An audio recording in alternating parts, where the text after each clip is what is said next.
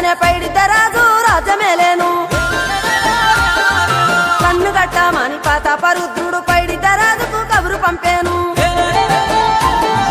మానులు మాకులు కుంటలు చెరువులు పంటలు మామని పన్నెందుకని న్యాయం ధర్మం సత్యం కోసం మట్టికి సైతం యుద్ధం నేర్పెను భూమండలాన్ని ఏలిన జాతి భూమి పుత్రుల వీరుల ఖ్యాతి ఆదిమ జాతి అక్కై మండే లోకానికి కొత్త వెలుగై నిండే కత్తిడాలు చేతబట్టి